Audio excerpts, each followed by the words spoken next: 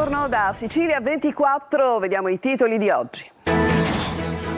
Tragedia della strada, 3 motociclisti muoiono in uno scontro frontale tra moto nel siracusano. 2 giovani di Gran Michele lasciano un bambino di 10 anni, ferita una quarta persona. Rinviata ancora la partenza della Global Sumud Flotilla che dalla Sicilia proverà a portare aiuti umanitari a Gaza. Il sindaco di Lampedusa smonta il giallo del ritrovamento di un rottame bellico nelle acque dell'isola. Tensione ad Agrigento per un grave incendio scoppiato in contrada Fegotto, dove sono presenti pietre contenenti zolfo. Il sindaco ha invitato i residenti a non uscire dalle proprie abitazioni per allerta tossica, poi rientrata a Rogodomato. Le fiamme hanno interessato anche l'area boschiva di Montevago. Alla playa di Catania un corso di autodifesa rivolto alle donne, grande partecipazione al seminario teorico-pratico dei maestri di karate. Anche Taormina festeggia i 100 anni dalla nascita di Camilleri, un compleanno celebrato con un docufilm ricco di aneddoti della sua vita raccontati da amici, colleghi scrittori e attori. Calcio, i numeri promuovono il Catania, 3 vittorie di fila lanciano in orbita i rossazzurri che contano 11 gol fatti e 0 subiti. Terza sconfitta consecutiva per il Siracusa che passa in vantaggio e poi crolla a Cerignola.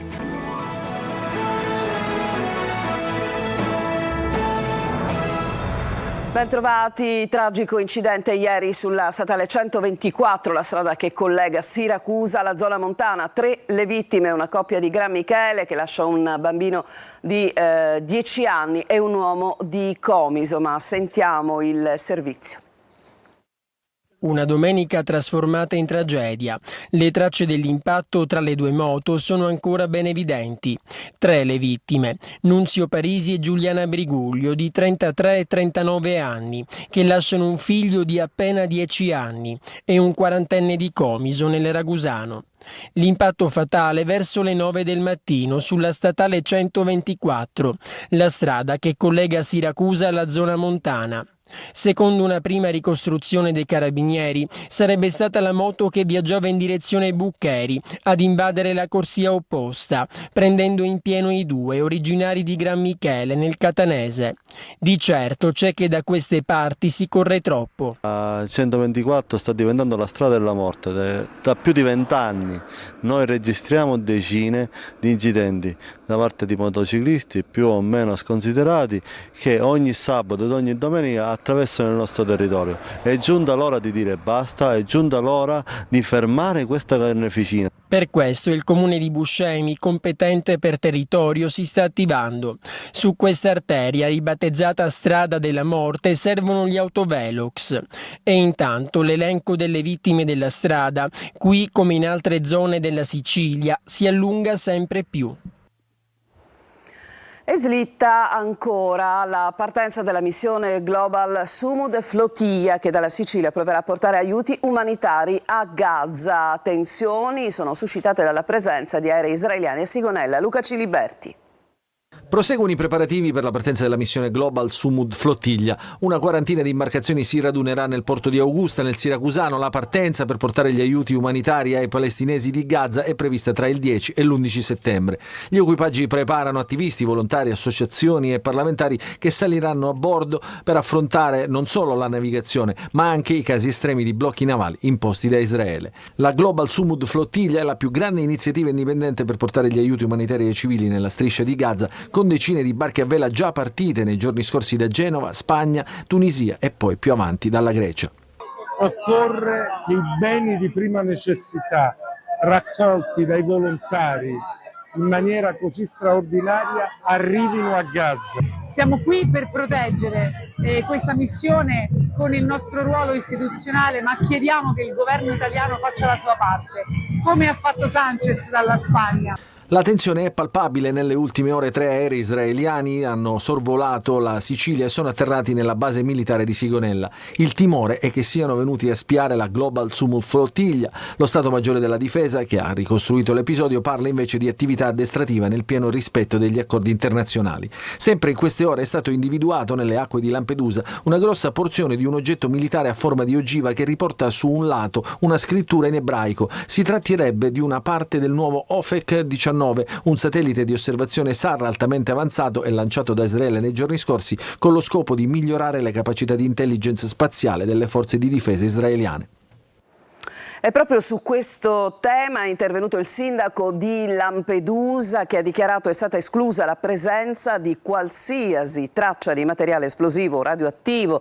Dalle prime verifiche tecniche l'oggetto sembrerebbe riconducibile ad un serbatoio supplementare di carburante per aerei e non a un ordigno militare attivo né tantomeno a un missile spaziale. Così appunto, come vi dicevamo, il sindaco di Lampedusa e Linosa, Filippo Mannino, in merito all'oggetto metallico galleggiante avvistato nei pressi dell'isolotto di Lampione. Restiamo a Lampedusa. 5 sbarchi con 294 migranti si sono succeduti durante la notte sull'isola. 4 i barconi soccorsi dalle motovedette di Capitaneria di Porto, Guardia di Finanza e Frontex. Un natante di 10 metri con 52 persone a bordo, tra libici, sudanesi, palestinesi, algerini ed egiziani, è invece arrivato fino a Cala Croce. A bloccare il gruppo, composto da 14 donne e 24 minori, sono stati poco prima dell'alba i carabinieri. I migranti hanno raccontato di essere partiti da Abi Kamash in Libia, pagando da 1.500 a 4.000 euro a seconda della nazionalità. In 24 ore ieri, sulla maggiore delle isole Pelagie, ci sono stati 11 sbarchi per un totale di 615 persone arrivate. Voltiamo decisamente pagina, andiamo ad Agrigento. Ieri tanta paura nella popolosa frazione del villaggio Mosè per un incendio che ha scatenato anche il pericolo di intossicazione da zolfo. Il tutto è poi rientrato dopo alcune ore, ma sentiamo Davide Sardo. Paura al villaggio Mosè in contrada Fegotto. Quello che sembrava un normale incendio di sterpaglie si è rapidamente trasformato in un rogo molto più pericoloso. A bruciare non era solo la vegetazione, ma anche pietrame contenente residui di zolfo. Il risultato è stata una densa nube tossica che ha avvolto l'intera zona, creando preoccupazione tra i residenti. Il sindaco di Agrigento, Francesco Miccichè, ha immediatamente invitato la popolazione a tenere chiuse finestre e persiane fino al termine delle operazioni dei vigili del fuoco per garantire la sicurezza di tutti. Sul posto i pompieri hanno lavorato senza sosta. Per spegnere il rogo è stato necessario ricoprire le pietre con sabbia, una procedura lenta ma fondamentale. La situazione ha generato non pochi disagi e tanta apprensione per l'impatto ambientale nella popolosa area della città. Fortunatamente, grazie al tempestivo intervento dei vigili del fuoco, dell'ARPA e del personale addetto, l'area è stata completamente ripristinata. Il sindaco Miccichè ha confermato che la situazione è tornata alla normalità e i residenti possono finalmente respirare senza preoccupazioni. E restiamo sempre ad Agrigento, nell'Agrigentino, perché ieri, oltre all'incendio che vi abbiamo raccontato, ne è divampato un altro nelle campagne di Montevago, a poca distanza dallo stabilimento termale privato Acqua Pia. Sono state impegnate 2 squadre dei vigili del fuoco e poi anche all'opera 2 Canadair e un elicottero antincendio che si riforniscono di acqua normalmente nel vicino litorale di Porto Palo di Menfi. Si è temuto che il fuoco potesse colpire la vicina e pregiata area boschiva all'interno del Magaggiar. E adesso ci fermiamo, c'è una pausa, torniamo tra poco per parlare di un importante corso per autodifesa rivolto alle donne. A tra poco.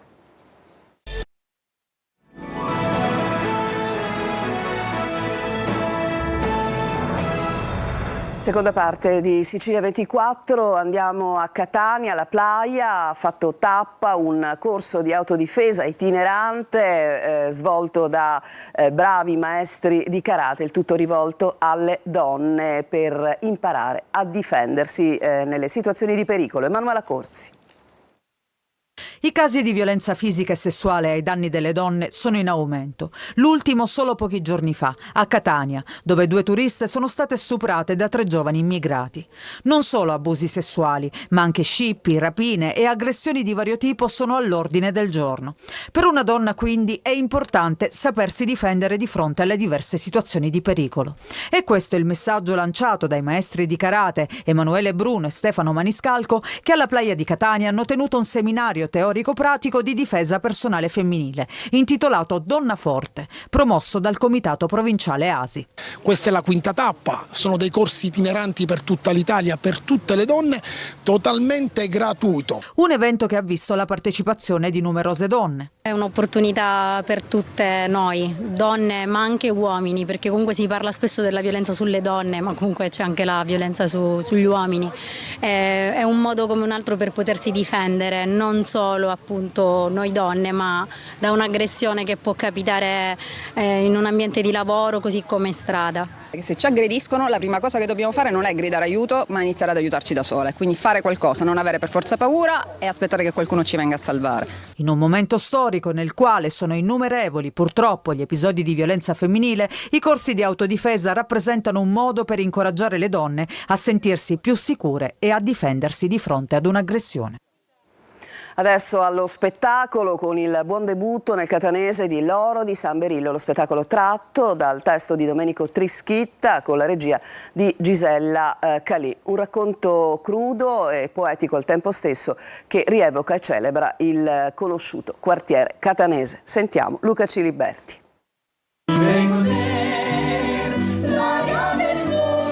L'oro di San Berillo è lo specchio della Catania malata. E il racconto di Domenico Trischitta è una denuncia contro la mafia dilagante e la speculazione edilizia. È la storia di come lo sventramento avvenuto alla fine degli anni 50 ha profondamente modificato la fisionomia non solo topografica, ma del centro storico di Catania. È un affresco letterario di un quartiere popolare fatto di vite e di persone vere che ad un certo punto sono state deportate a San Leone, allora quartiere periferia della città. Questo lavoro ha avuto una gestazione molto lunga perché nasce come lavoro teatrale, però in realtà ci sono prima i racconti di mio padre che si era messo a scrivere le memorie del quartiere negli ultimi anni della sua vita. E un giorno gli chiesi: papà, perché stai scrivendo queste storie? Perché il quartiere non lo posso più fotografare, dunque l'unica cosa che mi rimane, neanche vedere, l'unica cosa che mi rimane è scriverne. Un pezzo di Catania che oggi rivive in scena, una rappresentazione teatrale carica di emotività che ha avuto la sua anteprima proprio a San Berillo, negli spazi di trame di quartiere, prima di un tour nei teatri, anticipata da una passeggiata con l'autore che nei luoghi reali della scena ha raccontato agli spettatori la storia di San Berillo, quello che era e quello che è diventato questo quartiere. Noi raccontiamo il quartiere, quello che era il quartiere una volta, un quartiere dove c'era una grande socialità, un quartiere dove viveva l'artigianato, le famiglie di pubari, anche grandi scrittori come Goliarda Sapienza, Vitaliano Brancati. Dunque un quartiere che pullulava di socialità e di vita. Adesso non è più quel quartiere. Mi piaceva quindi raccontare proprio tutta l'evoluzione che ha avuto dagli anni 20, quindi dal primo dopoguerra agli anni 80-90, quando poi in effetti la situazione veramente è diventata molto triste. Immagini e foto di una parte di Catania che ha perso certamente il cuore pulsante dei catanesi. Festa di compleanno di Andrea Camilleri, celebrato anche a Taormina, raccontato da chi lo conosceva bene attraverso il docufilm che è stato per l'appunto trasmesso. Francesco Triolo. Un ricordo intenso nello scenario splendido del Teatro Antico di Taormina del maestro Andrea Camilleri, scomparso il 17 luglio 2019 e affidato a un film documentario del regista Francesco Zippel per festeggiare i 100 anni e il regalo della sua gente, con l'iniziativa promossa dalla Regione, in particolare dall'assessorato dello spettacolo, del turismo e dello sport. Il docufilm è una sorta di grande dizionario che racchiude tutto Camilleri attraverso la voce del maestro, con la sua incredibile carica di umanità, di alcuni dei suoi tanti allievi, attori e registi, scrittori e delle nipoti Alessandra e Arianna Mortelliti, per perdersi e ritrovarsi nell'universo di Camilleri. Tanti gli aneddoti esilaranti della sua vita, raccontati da chi l'ha vissuto da vicino, per uno scrittore diventato icona della letteratura italiana e siciliana in tutta Europa, patrimonio vivo della nostra cultura, come ha ricordato il presidente del Comitato Nazionale Camilleri 100, Felice Laudadio. Camilleri è lo scrittore, ha detto, più tradotto nel mondo dopo Dante Alighieri, Alighieri e le sue celebrazioni si stanno svolgendo in tutta Italia, in 18 paesi europei con 18 capitali scelte dal Ministero degli Affari Esteri. Una maraviglia, ha concluso Olivia Sellerio, perché c'era una volta e c'è sempre Andrea Camilleri. Adesso ci fermiamo, c'è un'altra pausa e in chiusura il calcio.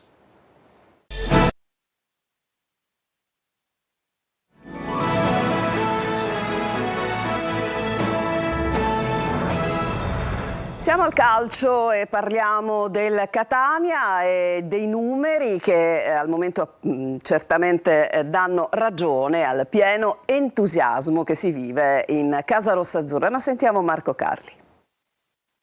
Non è solo questione di numeri, ma di atteggiamento. Lo dicono spesso gli allenatori quando si riferiscono ai sistemi di gioco. Un'affermazione che si potrebbe mutuare parlando del Catania attuale. I numeri, 3 vittorie in 3 gare, la testa della classifica, 11 gol fatti e 0 subiti. E l'atteggiamento, i duelli in campo. La partita alla fine è stata vinta per i duelli. Penso che soprattutto cominciando da chi ha giocato dietro, passando anche dagli esterni, centrocampisti, soprattutto anche gli attaccanti, i duelli penso che abbiano fatto la differenza e poi alla fine si è visto sul risultato. Il primo tempo della partita col Monopoli racconta di una squadra attenta che pressa uomo su uomo. I pugliesi si difendono e capitolano sul colpo di testa di Gherardi, sta diventando una consuetudine, e sull'angolo di Cicerelli, assist man, in questo caso, e nel secondo tempo ancora goleador. Dini non interviene mai, ma diventa decisivo nella ripresa, grandissima parata su Fall nel periodo più difficile. Noi siamo stati bravi a sbloccarla. Poi secondo me l'ammonizione di Corbari e l'ammonizione di Gennaro hanno un po' allentato i duelli che nel secondo tempo, quando noi iniziamo a perdere qualche duello perché siamo sui riferimenti a tutto campo, le squadre ti giocano a campo aperto e dà l'impressione di soffrire. Poi il tecnico azzecca le mosse, entrano Lunetta e D'Ausilio che diventano decisivi. Il primo si conquista il rigore, poi battuto da Cicerelli per il 2-0. Il secondo sforna l'assist per il gol di Aloi, preciso nella sua conclusione nell'angolino, 3-0. E poi tocca ancora a Lunetta sfruttare la grande sgroppata di Casasola per il poker. Gran tiro all'incrocio. Il Catania di questo avvio di campionato è dilagante. E c'è invece la terza sconfitta consecutiva per il Siracusa che cade a Cerignola. Retusei in vantaggio con Pacciardi, poi si scatenano i padroni di casa. Marco Petrolito. Gli azzurri fanno la partita per più di un'ora, illudono con Pacciardi ma vengono ribaltati da Cuppone e compagni, rimediando così il terzo KO in campionato. Al Monterisi di Cerignola il Siracusa si dimostra forte ma fragile. Non bastano la buona prestazione nel primo tempo ed il vantaggio maturato in avvio di ripresa. La squadra di Turati conferma infatti le difficoltà difensive e torna a casa ancora una volta a mani vuote. Gli Aretusei partono forte, al quinto Guadagni sfiora il gol dopo un disimpegno sbagliato di Greco, ma il suo sinistro termina alto. All'11ª occasione clamorosa per Puzzone, che supera il portiere ma trova il salvataggio sulla linea di Cocoricchio. Il Siracusa preme al 32esimo e continua a sfiorare la rete con un destro che esce di pochissimo. La risposta dei padroni di casa arriva al 35esimo con Cuppone fermato da un ottimo Bonucci. Lo stesso il copione nella ripresa, ma il gol degli azzurri è nell'aria. E arriva al 51esimo. Punizione di Candiano, Pacciardi controlla e batte Greco con un destro preciso. Vantaggio meritato che però dura solo fino al 57esimo, quando Martinelli pesca Cuppone in profondità con l'attaccante che stavolta non sbaglia e firma l'1-1 dell'Audace. Il Siracusa reagisce subito, con Valente su punizione, ma Greco si allunga e salva. Poi al 76esimo Emmausto punisce la prima vera distrazione della retroguardia retusea, con un colpo di testa imparabile che vale il gol del 2-1. Nel finale il calo che non ti aspetti, col Siracusa interamente sbilanciato in avanti e l'Audace che chiude i conti in contropiede. Al 79esimo Cuppone colpisce la traversa con un pallonetto e al 91esimo firma la doppietta personale per il definitivo 3-1. Veniamo al Palermo, ieri domenica di sosta per la squadra che tornerà in campo la prossima settimana per affrontare il Sud Tirol fuori casa, ma è positivo il primo bilancio per il DS Osti. Sentiamo. È una domenica di riposo per il Palermo. La sosta per le nazionali sta permettendo al tecnico Pippo Inzaghi di lavorare sulla sua squadra in vista del match di domenica prossima a Bolzano contro il Sud Tirol. Una pausa anche per un primo bilancio, soprattutto dopo la chiusura del mercato estivo. A farlo è direttamente il direttore sportivo Carlo Osti. Sono molto contento del mercato che abbiamo fatto perché diciamo che abbiamo centrato tutti gli obiettivi che ci eravamo prefissati. Prima di tutto devo ringraziare il City Football Group per l'aiuto e il supporto che mi ha dato per questa mia seconda fase di mercato palermitana. Le prime sensazioni sulla squadra sono positive. Il fatto che il Palermo sia la squadra più vecchia della categoria ovviamente mi collega al discorso dell'esperienza della squadra. Abbiamo tenuto i giovani che riteniamo siano molto forti e anche questi giovani hanno tutti avuto esperienza in cadetteria. Corona poi è stato molto bene a Pontedera in Lega Pro, quindi abbiamo dei giovani sui quali sappiamo di poter contare in qualsiasi momento. Il DS rosanero soddisfatto anche dell'inizio di stagione del Palermo. Vedo che siamo indicati come la squadra da battere, ritengo che ci siano delle altre squadre che si siano rinforzate o attraverso un mercato intelligente come ha fatto il Venezia oppure trattenendo dei giocatori di Serie A dell'anno precedente come ha fatto il Monza. Ci dobbiamo aggiungere anche l'Empoli, quindi io dico che noi siamo il Palermo e non dobbiamo aver paura di nessuno, ma nello stesso tempo sappiamo che questo campionato è molto competitivo sia per quanto riguarda la promozione che per quanto riguarda la retrocessione. E prima di chiudere, una notizia appena arrivata purtroppo riguarda un'ennesima morte sul lavoro. È accaduto questa mattina alle 8 in uno stabilimento industriale a Riposto. Secondo le prime ricostruzioni si tratterebbe di un operaio di 47 anni che stava realizzando insieme a un collega la tettoia di un capannone industriale. In quel momento ha perso l'equilibrio, è precipitato da un'altezza di 10 metri e sopraggiunto anche l'elisoccorso, ma sono stati decisamente vani i tentativi di riportarlo naturalmente a una condizione tale da poter sperare. L'uomo è morto dopo pochi minuti, ma di questo ci occuperemo nella prossima edizione del nostro telegiornale prevista alle 14. A tutti voi una buona giornata, vi lascio adesso con la rassegna stampa.